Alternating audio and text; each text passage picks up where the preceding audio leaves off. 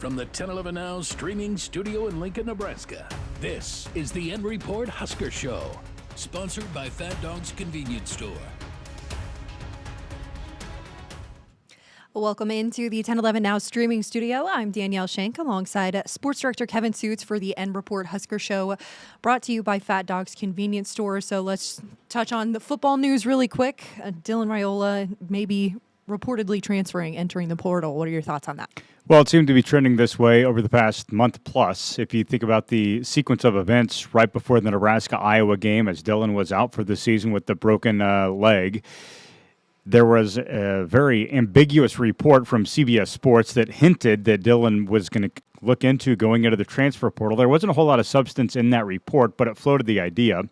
And then a few weeks after that, Dayton Raiola, which is Dylan's brother, who had been committed to Nebraska and the 2026 signing class, he was committed for more than a year. He decommitted.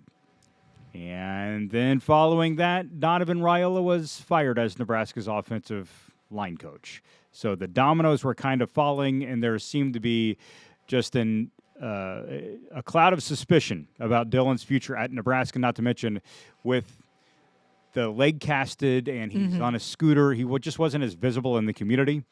So there was a lot of doubt that he would be coming back. And today, even though this is not concrete news, it is going off of, I believe there's 2 reports now out there that says Dylan Raiola is going to enter the transfer portal. And I think on a lot of Nebraska fans' minds that shift has already occurred, that he's not going to be back for his junior year. Yeah, this report here showing from Pete Thamel, someone that tweets a lot about Husker news.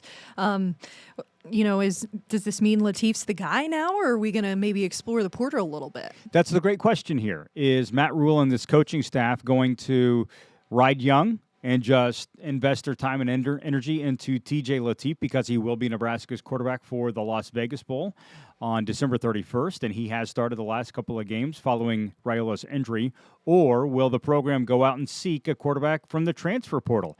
And a big part of the conversation over the course of the 2025 season, Danielle, was Matt Rule wanting more money. And there were some changes made with the budget and with the investment of the people that support the program to give Nebraska more of an allowance. And the funds seem to be there. Now how is Nebraska going to approach the money that they have in place? Of course, they are spending to get some new coaches on staff. They also have a pool of money that they can go spend big on a quarterback. And not to mention Dylan Raiola was, from what we understand, making over $3 million to be Nebraska's quarterback. So without that going to Dylan, they do have that, I would assume, available to whoever option B is, if it's not TJ Latif. Mm-hmm. And are there any rumors that you've heard of where Dylan might be going to next? No, I think the news is still pretty fresh about Dylan exiting. The natural discussion nationally is he's going to go to Texas Tech. That's just because of the comparisons between Dylan Raiola and Patrick Mahomes and their pre-existing relationship. I don't know how much truth there is to that. I think that's just kind of like a fun ha-ha moment. Exactly. It's a easy knee-jerk reaction to say that because he tries to mimic Mahomes, he's going to go to where Mahomes played college football. I don't know that that's necessarily true. It might even be negligent of me to try to throw out some schools that would be looking for a new quarterback because, as we've learned over the last couple of years with the transfer portal and just the explosion of NIL and the money allowed to go get a quarterback, there are going to be quarterbacks right now on rosters that are going to leave that might open some eyes.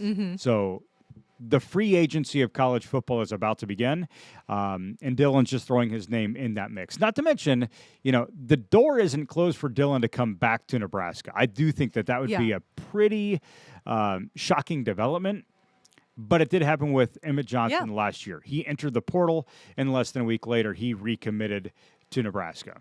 Yeah, and so with the portal news, when does the portal close officially?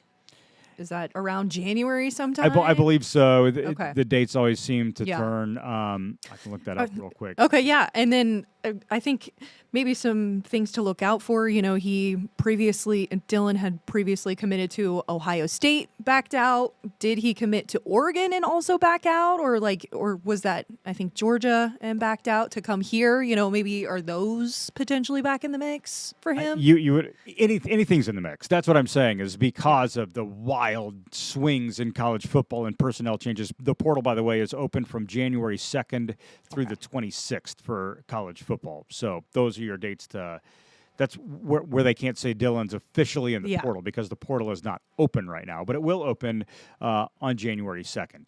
So it's just really hard to predict. Would Ohio State be in play? Sure. Will Georgia be in play?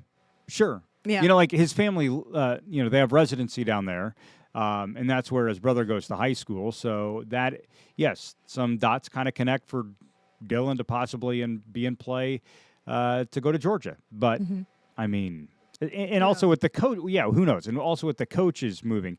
And while that is a fun discussion to try to project where Dylan's going to go, it's also a discussion of, if Nebraska is going to hit the portal, who are they going to pursue? Yeah. Sam Levitt is a quick name that a lot of people point to. DJ Lagway entered the portal today, and he's going to be a highly coveted quarterback. Brennan Sorsby, who Nebraska played in the season opener, the talented quarterback from Cincinnati, he now posted on social media this morning that he's going to pursue the portal, and he's not going to return to Cincinnati. And that's what there are just so many pretty good quarterbacks that are essentially going out of the free agency market. They're going to try to find a new home, and they're going to try to find a suitor that's going to pay them a lot of money. Yeah, even just chatting with friends and family. Levitt was one of the names that I threw out because he was originally going to come here during the Frost era and decided to go to ASU instead. Yeah, and that's what some people will look at, is who has a pre-existing relationship with Nebraska that, when the text message or the phone call hits, it's not going to be completely out of the blue. Not to mention, situations where things come out of the blue, they do actually occur. Look at Jeff Sims. He had no ties to Nebraska and ended up being Nebraska's pursued quarterback, and that was for the 2023 season. I think the biggest takeaway from Dylan Raiola entering the transfer portal is it marks a reset for Matt Rule and this coaching staff as Rule enters year 4 at Nebraska, because Dylan Raiola was the centerpiece of what was being built under Rule at Nebraska. With Dylan leaving, there are a lot of question marks, and some of the momentum that has been building, reaching a bowl game for the first time under Rule in 2024, and then one-upping the win total in the regular season in 2025. There is some momentum there, but it's all been pushed by Dylan Raiola. Now, who's going to be the leader of the team? Who's going to be the focal point of the offense? And that's where I call it a reset, because some of the things that had been pretty stable, or at least you knew were like fundamental tenets of Nebraska football, at the current moment, they're now going to be gone. Who's Nebraska going to build around offensively now? It's a wild question. Emmett Johnson is declaring for the NFL draft. Dylan's not. Ja'Cory Barney returns, but there's only so much you can do with a wide receiver, Exactly right. And the wide receiver room is talented. And I even think from a leadership standpoint, because that's where Dylan's growth really came from his freshman year to his junior year, is who is the guy that was always at mat drill, staying late in the football offices, and visible to represent the program. It was Dylan Raiola. You remove him, and now I even struggle to find the answer of who's going to be the face of the program entering the 2026 season. Yeah, and I mean, you always see quarterbacks in the running for Heisman, similar to how setters should get a little more recognition in volleyball. We'll kind of touch on that a little bit. But is there any other portal news for Nebraska that's kind of stuck out to you, or is this kind of just the biggest thing here so far? This is the whammy right here, just because it has like a massive impact on the football program from a leadership standpoint, from an offensive standpoint, from what is Nebraska's identity? When people, whether you follow Nebraska football or not, if you're one of the people on the outside, when you thought of Nebraska football, you thought of Dylan Raiola. Now, what do they think of? Yeah, that's what's fascinating with where the next move is going to come from this coaching staff in terms of assembling the roster. Right, and so. This not as much of shocking news to maybe some Husker fans who have been following the news pretty closely, whereas volleyball that was the bigger shocker to, I think, most people, dropping a heartbreaker in 5 sets to Texas A&M. Shocker is an understatement. Even waking up this morning, Danielle, I think a lot of Nebraska fans were wondering, did that really happen? And probably a lot of folks reevaluating what their week looks like, because as you enter this final week before Christmas week, it was all going to be centered around the NCAA Volleyball Final Four, was it not? Yeah. Whether you're traveling to Kansas City, whether you're staying home, pretty much everybody around here that loves Nebraska volleyball had plans on Thursday night, and that was to watch Nebraska play. And a lot of people probably had plans for the weekend, which was centered around do whatever you need to do on Saturday because Sunday is out. Nebraska is going to play for a national championship. Yeah, it was going to send you right into the holidays. And now it is a wide open week, and it's kind of a uneasy feeling if you're passionate about that program. It was quite the dagger. I couldn't even really watch. I had a bad feeling before the game, knew something wasn't right, and I honestly couldn't even watch the entire thing. Possibly it's shame on us, for having an inflated sense of what Nebraska was capable of, because I'll be very honest with you. I don't know that I gave too much thought to the scenario in which Nebraska would not be playing in the Final Four. Yeah. Because they had been that dominant. Yeah. Nebraska entered Sunday's regional final with only 7 set losses on the entire year. 33-0 overall record. They had just been dominant. And Nebraska had not lost a home match in the NCAA tournament since 2003. Yeah. So just given the way the season has played out and given Nebraska's history at home in the NCAA tournament, it was like, Sharpie it already. Nebraska's making the Final Four. Especially after their performance against Kansas. I mean, that was, you're like, wow, this is the team that could win it all. Just the way that they absolutely put everything together, were playing defense so just out of their minds, great. And then a couple days later, it's But Texas A&M happened. And, to be fair here, Texas A&M played outstanding. Yeah, they played. I think that is one of the most well-coached volleyball teams I have ever seen. I thought Jamie Morrison had a masterful scouting report on Nebraska. He knew how to attack Nebraska. And, I just shared that I didn't give it much thought that Nebraska might not make the Final Four. When A&M went on the 10-0 run in set number 1, they didn't blink despite falling behind early, and the Devaney Center was rocking. It was loud, it was energetic, and it was fun. But A&M stayed poised, just kind of settled into the match, and then they took set number 1. And that was the moment, just as a journalist, watching it and having followed this team, I was a little bit, whoa. Yeah. This team is going to give them a run for their money. And they continued to just put pressure on Nebraska. And even after losing set number 4, which went 37-35, it was incredible. It was great theater. It was back and forth, edge of your seat, heart-pounding drama. But Nebraska won set 4 on their home floor and was 15 points away from reaching the Final Four. And you thought in that moment, the team that wins that set probably wins the match. Yeah. They have the momentum. But no. A&M stayed steady. And that was very impressive. Yeah, and before the match, there was a little, maybe some smack talk similar to Matt Ulmer saying Big Ten's not tough, but Texas A&M saying they're not scared of Nebraska.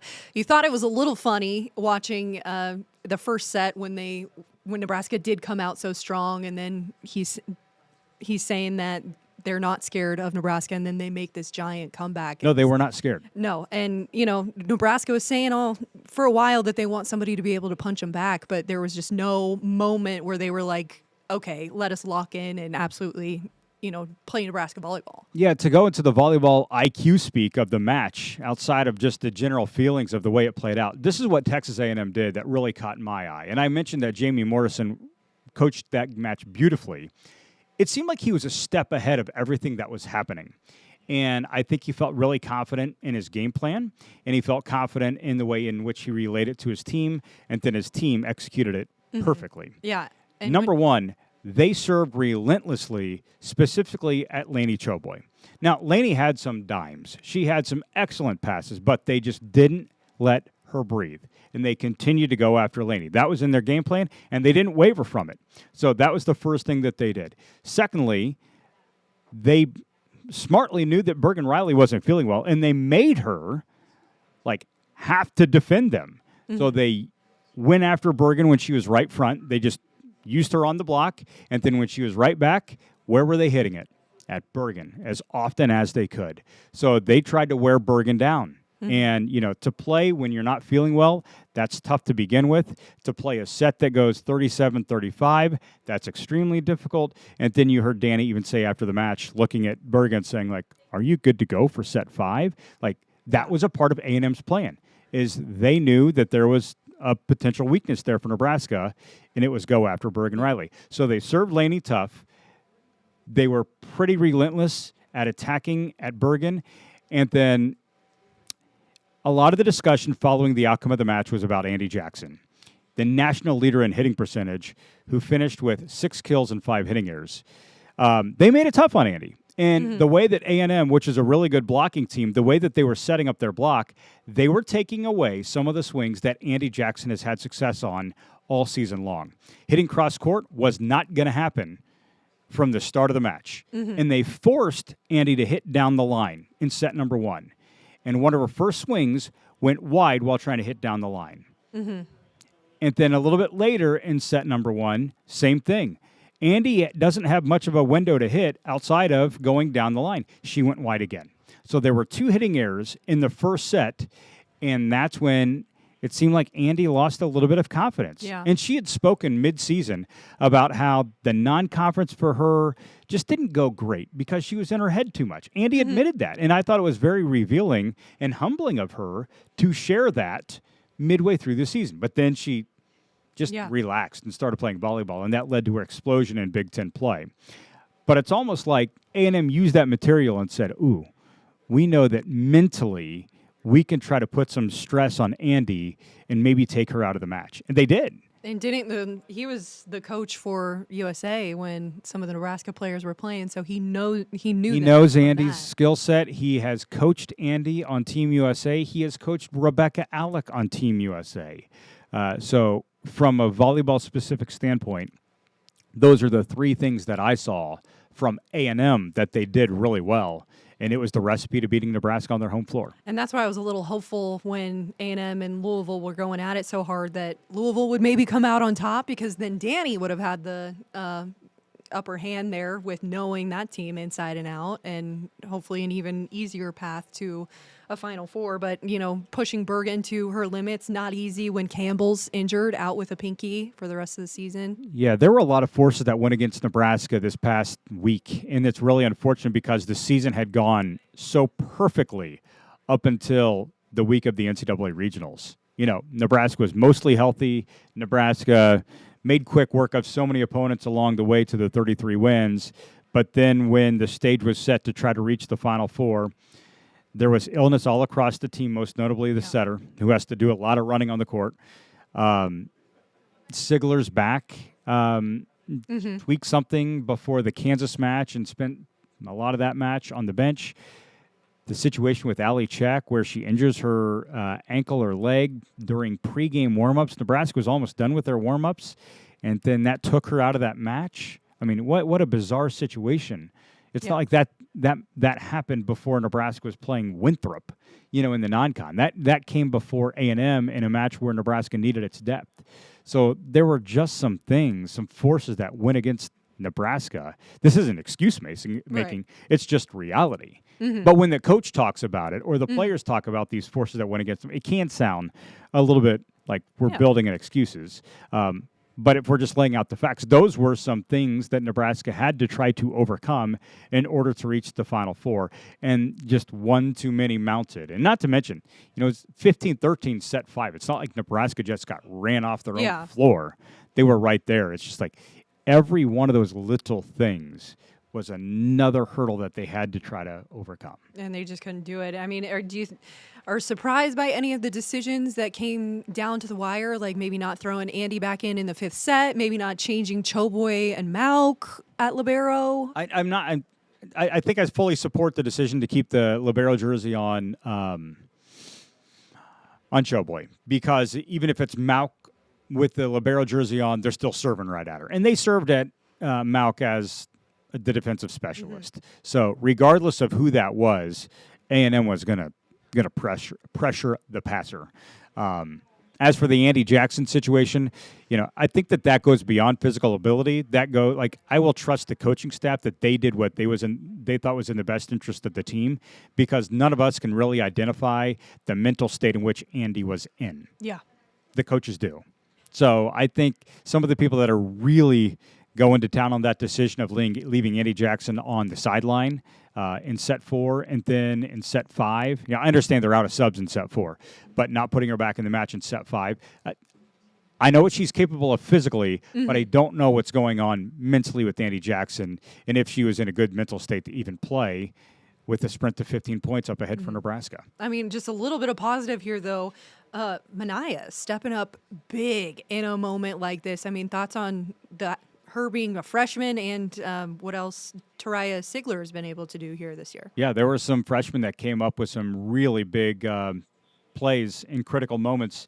I felt bad for Manaya, though. A lot of people, despite the good stuff she did, she had a few key blocks, she had some massive swings, and she was very aggressive. The stage wasn't too big for her. However, it didn't help that she had to serve. I can't remember her serving all season. I believe that they did once. I think the 2 service aces she had in set 4, because Nebraska couldn't sub her out. They were out of subs. Yeah. Manaya had to serve. They were sets 2 and 3 on the season, and they were both service errors. So I felt bad for her that she was in that spot. But I don't think that undoes all the good that she did on the court. Bright future ahead for her.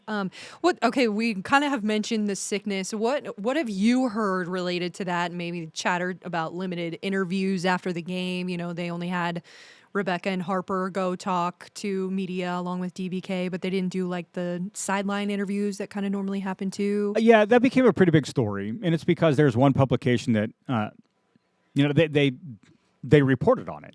I was right there in that same area, and honestly, I wasn't surprised by the way that everything played out. Nebraska just had their hearts ripped out, right? Yeah. And the NCAA has a 15-minute interview window, and during that 15 minutes, Danny Busboom-Kelly, Harper Murray, and Rebecca Alec went to the podium. Oftentimes, during the same 15 minutes, players are made available in a secondary spot. Oftentimes, it is in a locker room. And in fact, sometimes in that round, reporters have been allowed inside Nebraska's locker room to do interviews. That did not happen yesterday. As we come to find out, one of the reasons that did not happen is because of all of the illness that's been passed around on the team. So that makes sense. That's not to be criticized, right? The secondary area in which interviews could have possibly happened was in a hallway right outside the locker room. And that's exactly where I was standing during this 15-minute window. There were a few players out there, but they were also being consoled by their parents, and they were tearful. And there wasn't really a clear green light of when interviews were to happen. And frankly, I don't know how comfortable I would have felt going up to one of the players that was in that area at that time. Like, I think I would have given them the respect of, I'm going to let you cry on your mother's shoulder for a few minutes before my interview needs to take place. Yeah.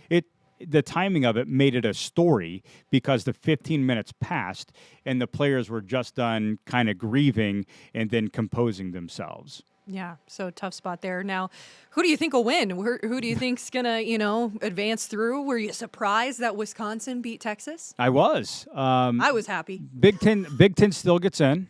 Yeah. And that's the other wild thing. After the dust settles from Nebraska's loss, I even remember speaking out loud to somebody saying, like, so who's going to the Final Four? Yeah.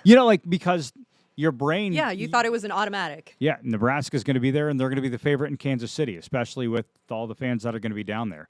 But now you have Pitt, who will be playing Texas A&M. So you have that block of A&M against Olivia Babcock, which will be fantastic. Yeah. And then the later match, the second national semifinal, will be Wisconsin representing the Big Ten after beating Texas on their home floor on Sunday. And Wisconsin is going to play Kentucky. Kentucky led by former Nebraska assistant Craig Skinner. Yeah, I was a little surprised that Creighton didn't put up a bit better fight against Kentucky, but man, we know Kentucky's really good. I thought for sure it was going to be us and them in the final, but My reaction to your question, who do I think is going to win it? I think it's going to be the winner of the semifinal between Wisconsin and Kentucky. yeah. Overall, out of the 4 teams left, I don't know. Are there Vegas betting lines on the volleyball Final Four? I'm curious what they would say. I think it'd be Kentucky. Yeah, you would think. I think. Wisconsin's hard to study because they didn't have their setter for a good portion of the season. Mm-hmm. They're playing very well right now, though. Yeah, so is A&M, and Pitt dropping 1 set to Purdue. So, who knows if that maybe reignited anything or showed some weaknesses there for them. But now for the Huskers, got to keep the eyes on the transfer portal. Is there anyone that you're anticipating might enter for volleyball? I really don't know. And I don't know that you would see any announcements prior to the Final Four happening. I'd be shocked at that because I don't think that's any of the players' timelines right now, even though I would assume Danny Busboom-Kelly and her staff will be having conversations with the team over the course of this week because a lot of them have travel plans for the holidays. With this being finals week, and then a lot of folks, I would assume, would want to get to their families for the holidays. So this is probably the time in which the coaches are going to have conversations with the players and they can start outlining the future for Nebraska volleyball. It's just wild to think that the conversations are about the future in the Final Four is not in it. Has not happened. Yeah. And if you haven't noticed, the prices in Kansas City, you couldn't find a ticket for under $300 for the Final Four. Like that's an all-session ticket. Now you can get them on under $100. The power of Nebraska volleyball, being in that kind of atmosphere. There's something that I said, I think maybe I mentioned to Mason was, we're in this sort of sweet spot when it comes to volleyball's growth, whereas we're almost lucky that it's not as big as men's basketball and men's football, whereas, Bergen got all these awards. She would be going pro right now if she was men's basketball or football. Possibly. And pro is not really at that spot. Here, at least in the U.S., they have opportunities to go overseas and play, but, kind of fortunate in that regard that if they want to stay and not transfer out to a different place, that they'll be staying here. Do you think we'll be going to the portal for a sort of difference maker, or do you think that we're going to kind of settle with who we have and build them up? They have a pretty good roster right now, and they have one of the top recruiting classes coming in. So if Nebraska goes to the portal, it's for a piece. It's not for a difference maker. I think the difference makers are already here or have already signed to join the team here in January. But it's not out of the realm of possibility to add an alley check, just a piece, somebody who can help. And not to mention, Danny has a pretty interesting network that comes from the ACC, and there might be players that she is connected to that we're not aware of that maybe she wants to bring over for a season or two. Right. And so one more thing about volleyball. What are your thoughts on the reseating process that's going to be happening in the Bob? Some season ticket holders kind of losing their seats. Got to have a sort of donation threshold. Yeah, just go to our website and learn all about it. It's pretty complicated. Basically, what your seat has been in previous years, it's not going to be the way it will be in 2026. There is a donation level which allows you to get into the seating draft. The more money you donate, the more money you give, the earlier you get to draft your seat. And I think Brandon Muting spoke to a season ticket holder over the weekend about how they're a little upset on how this is all going to work. So make sure you check out our website for that one. But let's move on to some good news as women's and men's basketball are moving up in the AP Top 25 after another successful weekend. We'll kind of stick with the women here. They're only moving up 1 spot, though, in the latest poll after a dominant 85-44 win over Illinois State on Sunday. They're now ranked 23rd. Thoughts on that? The women, 23rd. I mean, they won again this past week. Yeah. Illinois State, not too formidable of an opponent, so they're undefeated. Yeah. And a game they're off. Both basketball teams are off until Sunday. So. Finals and things like that. Yep. Huskers held Illinois State to just 2 points in the first period, the fewest ever allowed in the Big Red. in an opening quarter as the Huskers had a 21-2 lead. So some history there for the women's team.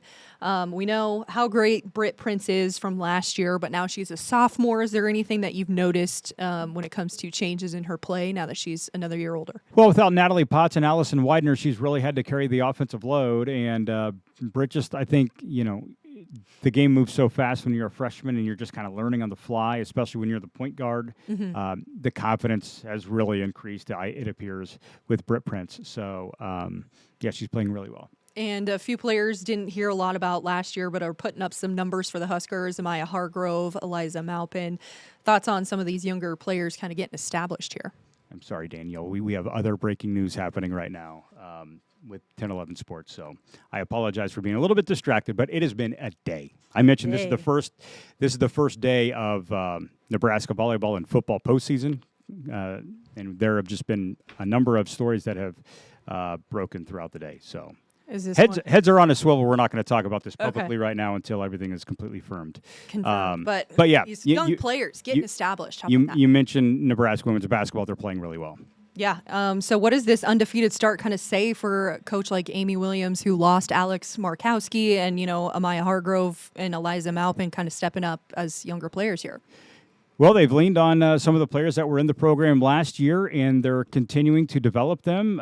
As you mentioned, Amaya Hargrove's having a really good year. They also can shoot the three. Nebraska plays with a lot of pace, and they can shoot it. And of the 11 wins they've had so far, they've scored 80-plus points in every single game. That's never happened in program history. And a lot of that is due to their shooting ability. Callan Hake, Logan Nisley. It's just a bunch of shooters. Maya Hargrove can step out and hit the three. So it's a pretty fun team. Catch them right now. Yeah.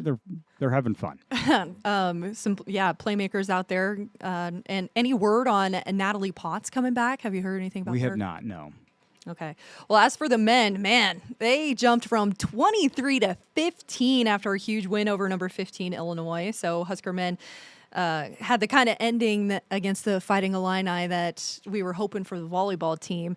How about that? How big is that buzzer beater for Jamarcus Lawrence? Yeah, that was shocking. That was fun. And when was the last time Nebraska basketball had a big moment like that? A game come down to a last-second shot.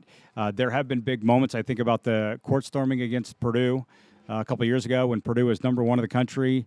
Big win against Kansas State. Oklahoma was a big win here, too, this year. But they provided the moment, right? Yeah. Nebraska had some doubters because of the undefeated start. Who have they played? Yeah, they went up to the Sanford Pentagon and won up there against Oklahoma. Yeah, they beat Kansas State, but how good is Kansas State? Illinois is pretty good. Mm-hmm. And they just won at Illinois on the road at the buzzer. That's good stuff. And then that was on the heels of a 30-point win over Wisconsin. And I think a lot of people are realizing that this Nebraska men's basketball team is for real. They've got some players. It's not like guys junking it up and finding ways to win. No, Rinkmast is an all Big Ten caliber player, and Jamarcus Lawrence can come up in the clutch. And Sam Hoiberg, Sam Hoiberg is good. Yeah. He's not just a piece. He was the guy with the ball in his hands when Nebraska had a bucket or an attempt to try to win that game, and he created the space for Lawrence to let the shot fly. Yeah, and a quick Google search, I think the last time Nebraska men's basketball was ranked as high as 15 was in the 92-93 season, so it has been almost 20 years since this has happened. Now, Price Sanford scored the first 15. Why has he been so successful here this year? Well, Price Stanford's just on a heater. If you look at what he did against Illinois in the first half, he was catching and shooting, and, they just kept feeding him. And he's got a pre-existing relationship with Fred Hoiberg, and I think that the coaching staff was pretty clear about the role he can play and the way that they were going to utilize him in Nebraska's offense. And Price not only understood that and felt comfortable in his role, now he's just being allowed to just go execute. Mm-hmm. And you mentioned how Rank coming back has made a big difference. What is it over this time, after he was injured, coming back? What's made him so great exactly? Rick Mast, his endurance has been really good. People doubted or just wondered about how conditionally he was going to be coming off of an entire lost season and a slow and lengthy rehab process.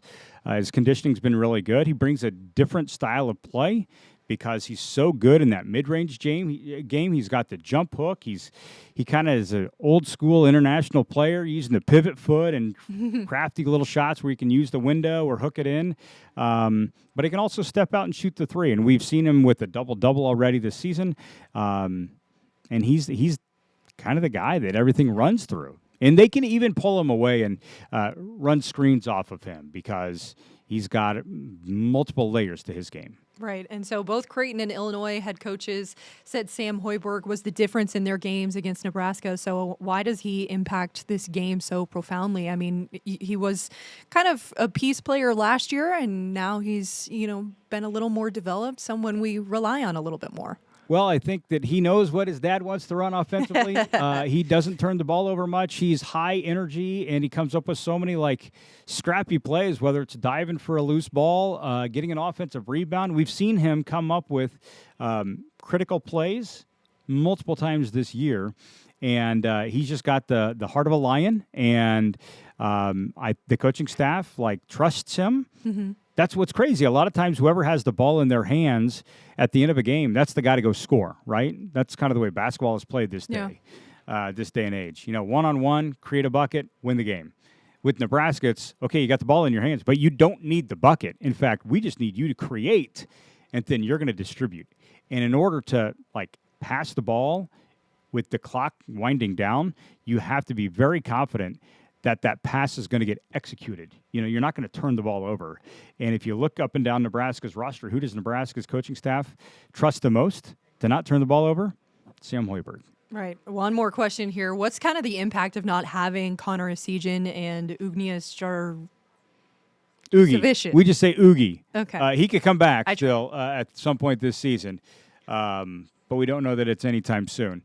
Not having Connor Esijan, they lost a shooter, and with this team, the way that they shoot it, there are going to be off nights. Some guys are going to go cold, and you just, if Price is cold, can Rink be hot? Or Frager. Exactly right. So he just gives you another shooter, a complimentary piece. And he's one of the more likable guys inside Nebraska's locker room. So you lose a little bit from the leadership standpoint. But Nebraska so far is not skipping a beat without Connor Esijan right now. Yeah, he's doing a little TikTok journey showing the behind the scenes of being a D1 athlete who's injured. Kind of an interesting point of view there from him, but maybe a little reminder for Husker football fans that patience is key, because Hoiberg has been here for a couple of years now, building up this program, and kind of look at where they are. He is a shining example of, you don't always have to transfer to make a name. Just kind of stick with it. Trust the coach's plan. Keep working hard. Good things are going to happen. Yeah. Nebraska men and women will be back at PBA on Sunday. Women closing out non-conference play against Cal Baptist at 11 a.m., while the men take on North Dakota at 7 p.m. Any thoughts on those matchups? I think it's crazy. We're not going to watch Nebraska basketball or wrestling, or volleyball. The week's clean until Sunday. And then you have men's basketball, women's basketball, and wrestling all competing on Sunday. All right. Thanks for joining us, Kevin. Thank you. And thanks to everyone for watching. For more coverage, you can visit our website and follow us on all our social platforms. And also make sure to download our app on Roku to catch our newscasts, highlights, and special stories regarding the Huskers from our newsroom to wherever you are. We'll see you on the next stream. You've been listening to the REPORT Husker Show, sponsored by Fat Dog's Convenience Store. Watch, listen, and stream on the 1011 Now app, on YouTube, or wherever you get your podcasts. For more Husker coverage throughout the week, watch the REPORT on 1011 Sports at 6 and 10 p.m. and download the 1011 Now app.